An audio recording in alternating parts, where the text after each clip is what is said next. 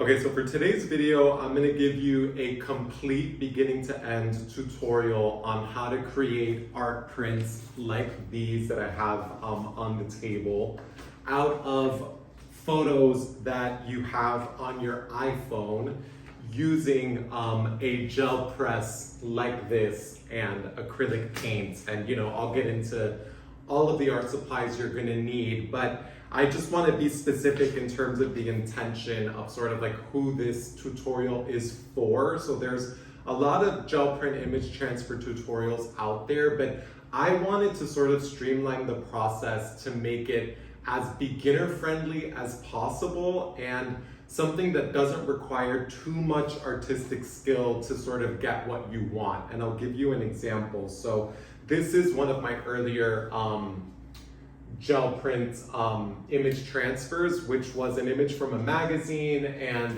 I ended up using acrylic paints to sort of do some color blocking and make it interesting. But this is kind of a little bit more of a complicated process to the extent that you have to paint on top of the image that you're transferring on the gel print. So I wanted to just almost make it even easier, and also just in terms of color, make it as simple as possible. And here's another example of the aesthetic that we're gonna achieve in this tutorial. And it's basically almost like an antique patina, which incorporates the image that's originally on the page, which I think is a really important part of the storytelling. This is a Gothic cathedral coffee table book that I've used, for art projects like this over the past few years. Obviously there's a lot of pages, they're pretty large, and I'll get into the size and the format and why I personally like working with these pages when we talk about the art supplies. But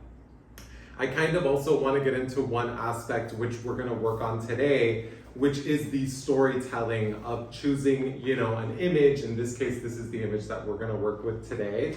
And be able to incorporate it with the image that is on the page, which in this case is the facade of a Gothic cathedral. And so I think that's kind of a good segue to really just get into the art supplies, which also includes how you're going to choose a photo and what you're going to print on. So I'm going to tell you exactly what I do from beginning to end, beginning with choosing the photo. And so in that case, it's really simple because I have an example of what I didn't like, because I've already printed this image, which originally kind of, I just made way too much contrast when I brought this into Canva. So what I did was I created an 8.5 by 11 PDF document in Canva Pro. And I put my image in, I made it in black and white, and then I mess around with the contrast and everything. And in this case, I think I just took the contrast a little bit too far, to the point where the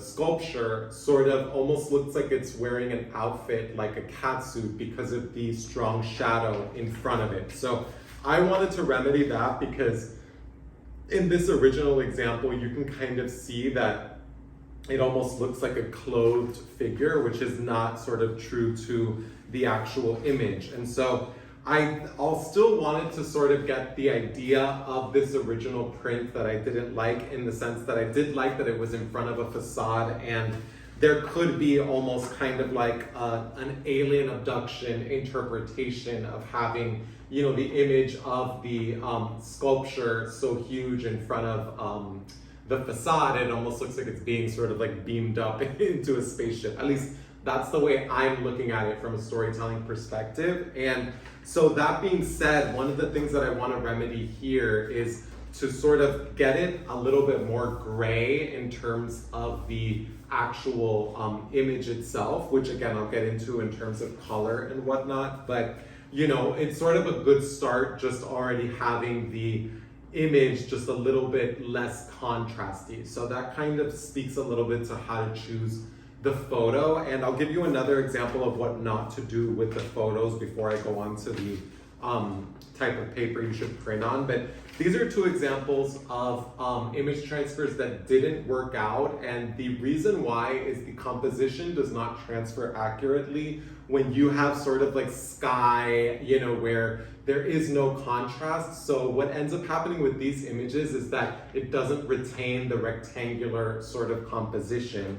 And this is an example. I cut this one smaller. I always leave it on the page and print like this, and you'll see why in a minute. But I cut this one out to kind of just see how it would look against, you know, a page before I printed it.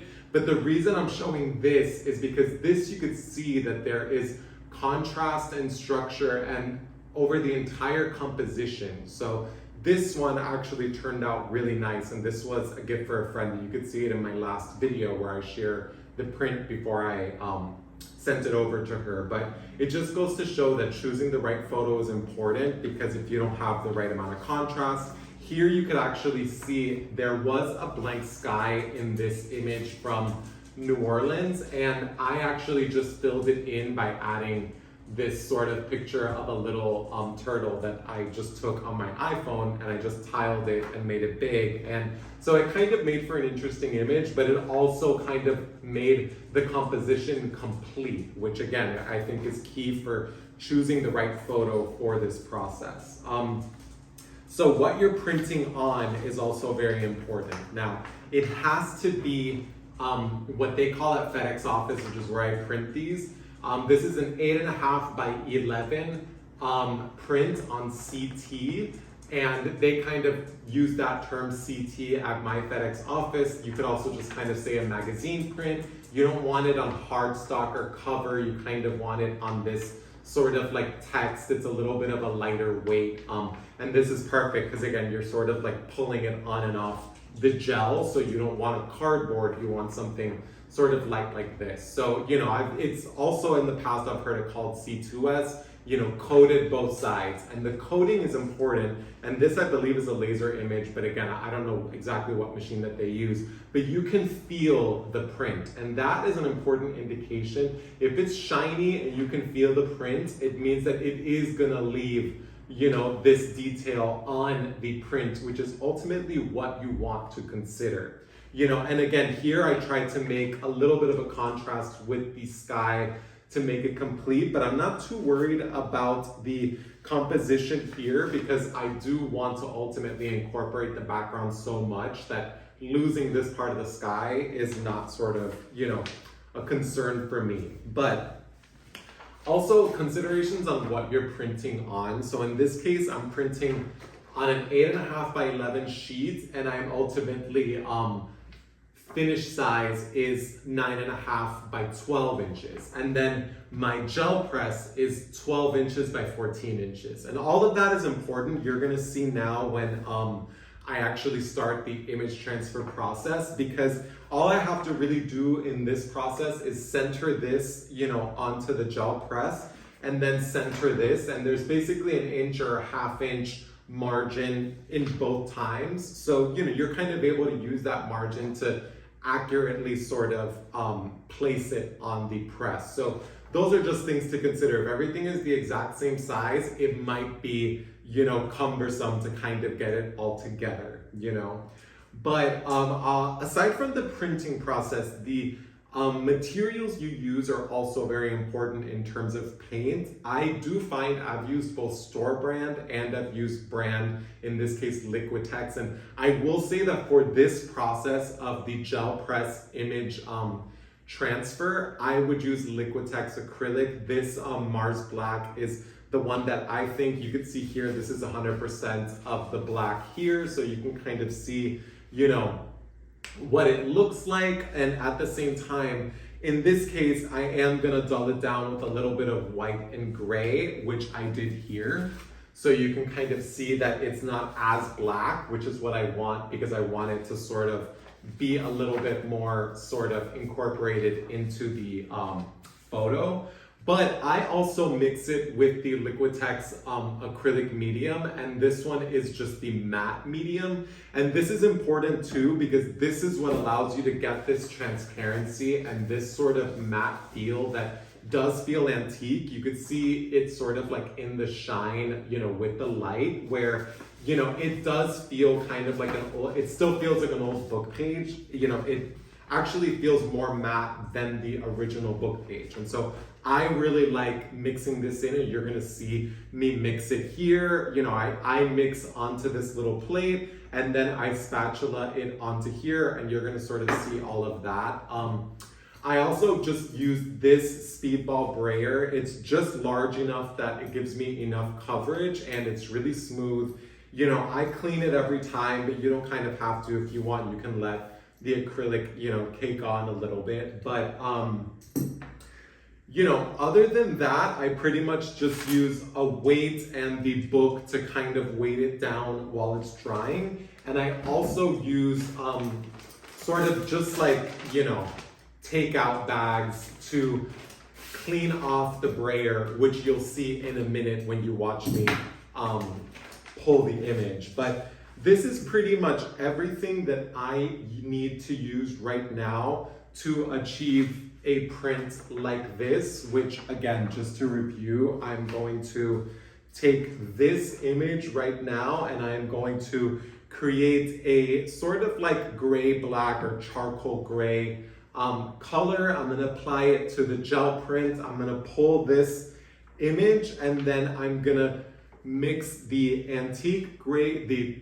gray-green Liquitex with a little bit of white and gray, and very important, the Liquitex acrylic medium to then have a sort of transparent background that still has that almost like antique matte patina that you would sort of see in, you know, sort of like antique things, but it's not a, you could see here, this, I had a little bit more saturated green, and here's another example of a saturated green. I'm not going for a green color. I'm going for a more transparent, you know, finish that, you know, by itself, it doesn't necessarily read as green. It reads as just, you know, maybe an old sort of like gray, you know, antique finish. And so now I'm going to start prepping the workplace, and I'm going to do sort of an overhead view so you could see me apply the paint, mix the paint,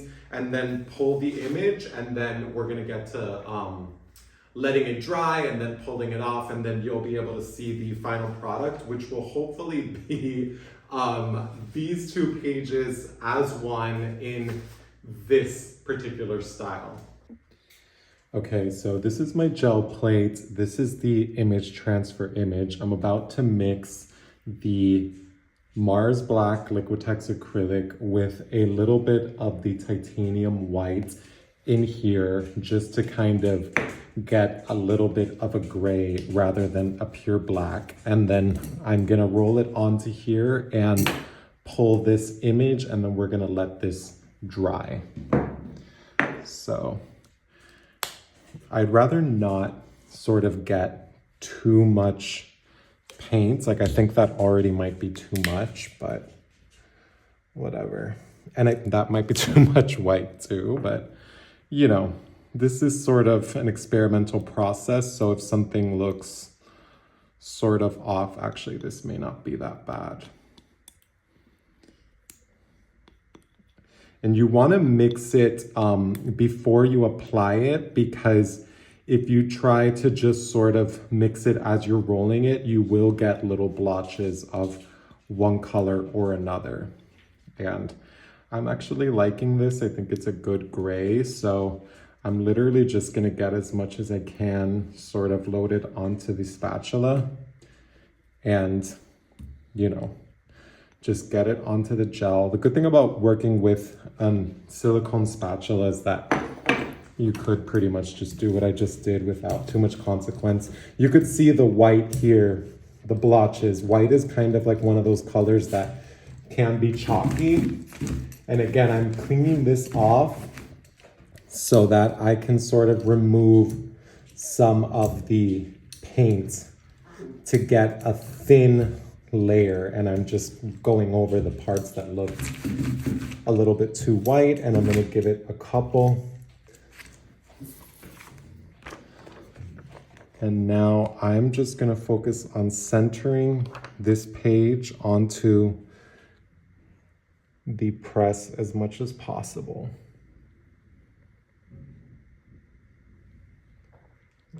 that looks good. And again, it doesn't have to be perfect. And then now I'm just going over it to make sure that it is sort of, and I think an important thing that I don't know that I've learned on all of the other tutorials is that you remove this without letting it dry.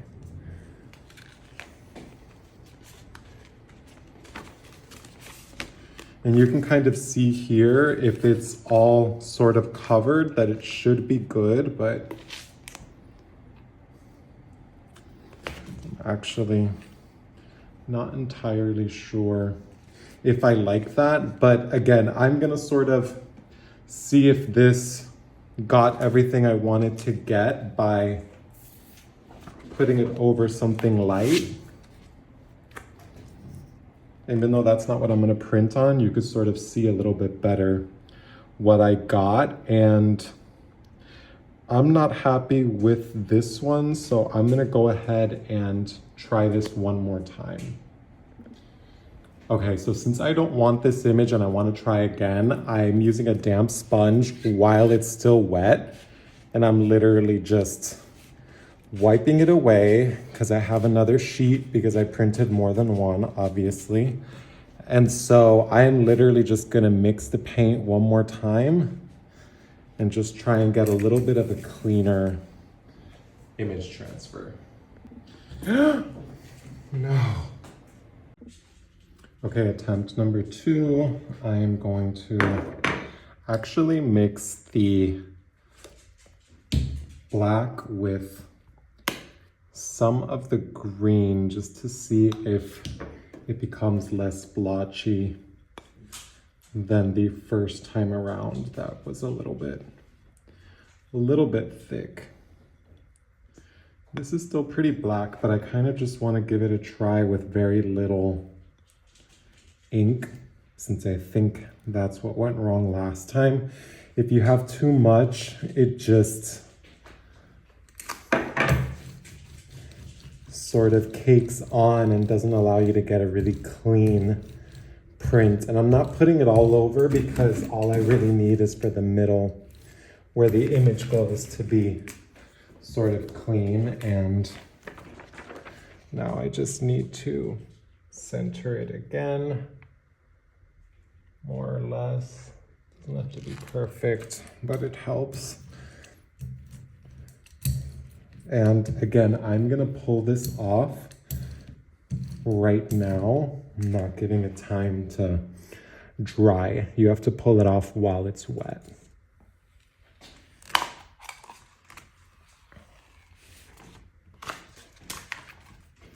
And I think that one looks pretty good. Let me just see there. Okay, yeah, I could work with that. So this is kind of like very light, which is fine because it's kind of what I wanted. You could still see the figure and it doesn't have any black blotches, which is what I hated about the first time.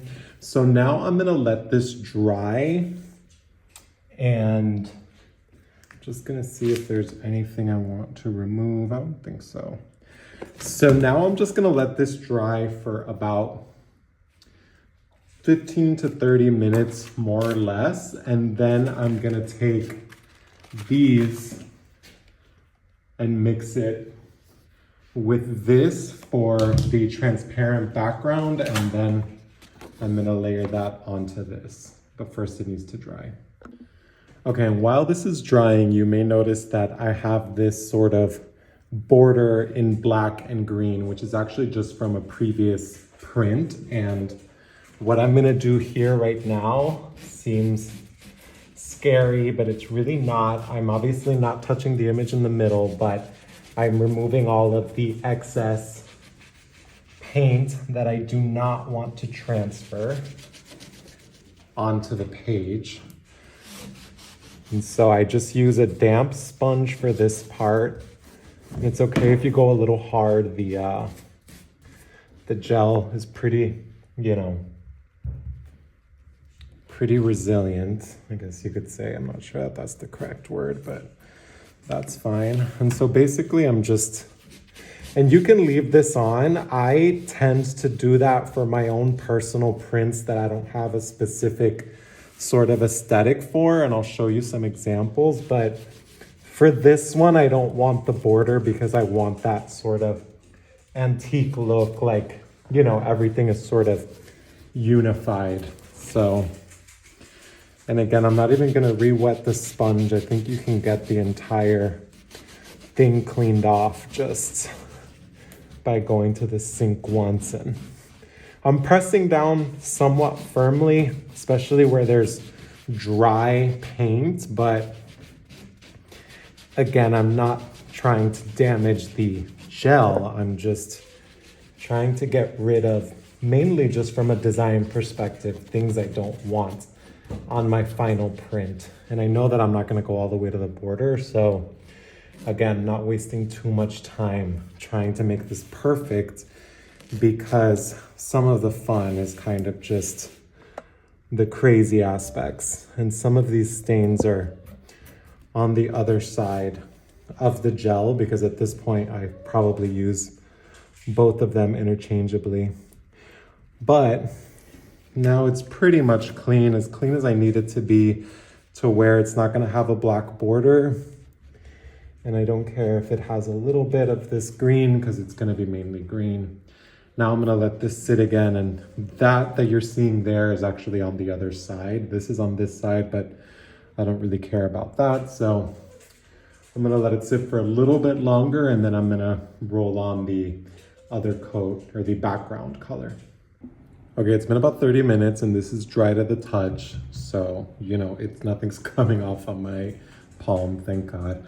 I'm gonna now mix the background color. And so, as I mentioned, a big part of this is using the Liquitex matte medium. It kind of gives it the right sort of feel and especially transparency. I also add a dab of gray just to sort of give it a little bit of, you know, ash to an extent, and a little bit of white. And the white is actually important because it is what kind of makes the print more visible. But the most that I'm gonna add is from the green gray color, which again, isn't gonna be too much, but I just wanna make sure that there is enough. And so that should be good.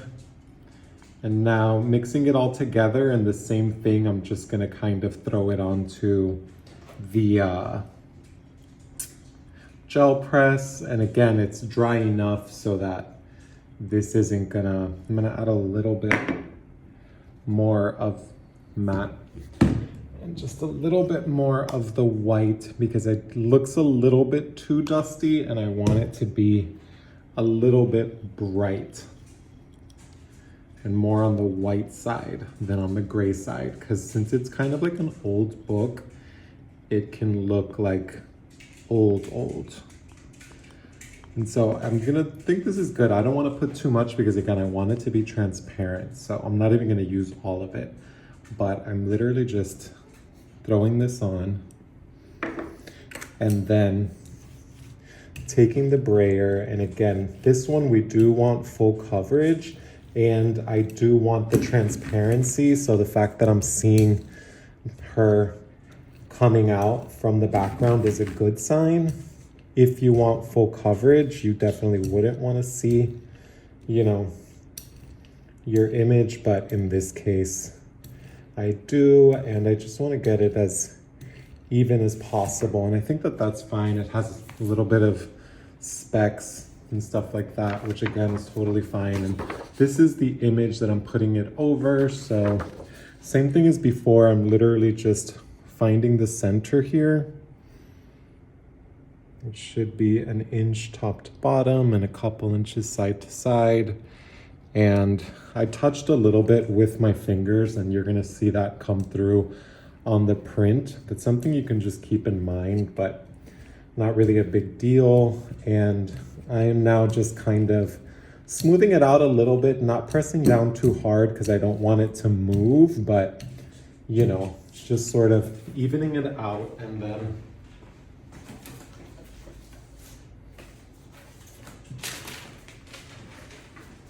I'm using the same book, just putting it over it, and then, oh, Jesus. Okay, I did not realize when I pulled the weight off that my phone was gonna fall, but this is just basically what we are leaving for about 3 hours. I just put a weight on top of a piece of scrap cardboard and I have the book under that, so it's pretty much evenly distributed weight on the print for about 3 hours. And when I come back, I'm gonna pull it off of the gel press to reveal. Okay, I'm losing daylight, so I'm actually going to remove the print from the gel press in front of the sliding glass door so that we could see the color in daylight. Okay, now what I'm gonna do is flip over the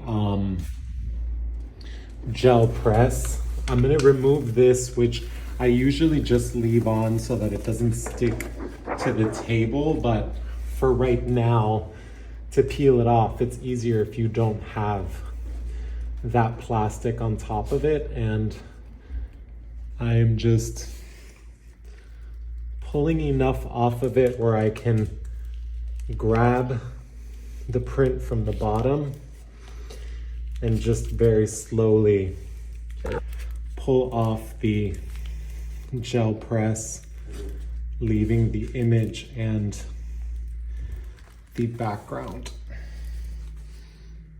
Okay, before I get into what I think worked and didn't work with this print from today's tutorial, I want to make a few points that I think are really relevant, specifically if you're wanting to start this process as a beginner. And I'm going to show you a couple of my beginner prints because I think it's important to note that I was doing a lot more work when I first started, because these I was sort of like, filling in the color by hand with a paintbrush, and I wasn't too focused on incorporating the background at all. And I still like these prints, and you can see them in my previous videos about this printing process.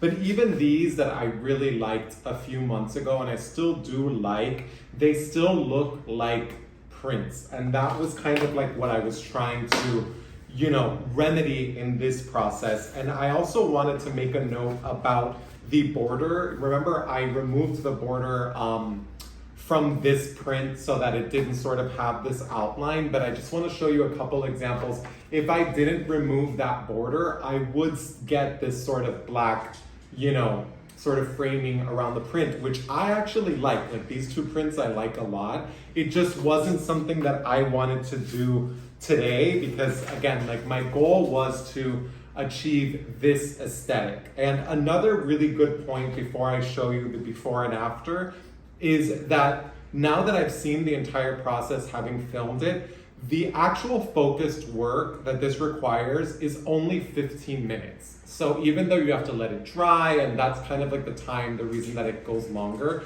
this process only took me 15 minutes in terms of laying down the paint and doing the transfer and then pulling the transfer off. And I think that's a completely valid point, because I think art generally takes a lot of time, and this is something that's not only a time saver, but as I get into sort of what succeeded on this print, you can also kind of see why I'm personally kind of excited. And so just to review, we started with a page of the book like this in black and white, and this is important because this black and white page shows you the work that the transparent background color actually does.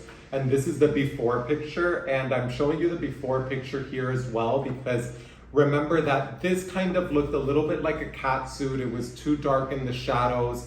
The ferry building is kind of like off center, and this very clearly looks like a black print on top of a book page of sorts, but it doesn't necessarily have that unified storytelling. And so what I did before I got started was change the actual print, and you could see I made it a little bit larger and I made it lighter, and you can specifically see in the ferry building in the background and the people at the bottom, how they start to appear more. And I think that sort of brings me to the success of today's print, which is that I feel like I 100% succeeded in combining the print with what's on the page. If you look closely, and I'll share some detailed shots, you can see that, you know, you kind of can't tell where one thing starts and another thing begins. And when you zoom into the actual female figure, which I'm gonna also credit the artist. So this is a Marco Cotrain 45-foot sculpture of a female figure. It's called Our Evolution, and I took this photo at the Embarcadero Plaza in San Francisco in April of 2026. So that is sort of where the image comes from. And again, in this final shot, you can see that I did achieve the storytelling aspect where there is a sense of kind of like, you know, the beam me up Scotty, like, you know, it does seem like a female figure sort of rising in front of the facade of this cathedral. And I think the angle of the facade of the cathedral really helps incorporate it. The only thing I would take points off today, and you can actually see me in the video make this mistake if you want to rewind to when I'm mixing the background color, you could see that there was a tiny bit more of the green gray color that I wanted to get out, and I just kind of gave up. And that sort of resulted in the fact that my print from today is not as green as I set it out to be. And this was my example for style, just so that you could see. However, I'm not gonna necessarily judge it too harshly, because I wonder if I used this amount of green, if the image would have been so incorporated into the background, which is what I really love about this print. And I think this print, funny enough, the evolution being in the name, I do feel like this is a big evolution from, you know, where I started. And again, you can go back and kind of see, but to me, this is a 9.5 by 12 complete picture, where this is a little bit more of a print on a 9.5 by 12 sheet. And, you know, that makes sense in my brain, but let me know in the comments if it doesn't to you. But I just feel like this is a fully realized image. I'm really happy with it. And again, I'm definitely happy to share any sort of insights or anything that you don't think I covered completely. I wanted to make sure that in this tutorial, I showed you every single thing that I did, you know, to arrive at the image. But obviously sometimes, you know, things happen. So let me know in the comments if you have either any questions or if you have a different experience or you want to talk materials. And I'm going to link all of the materials as well so that you can have everything you need to do this yourself with pictures that you're into.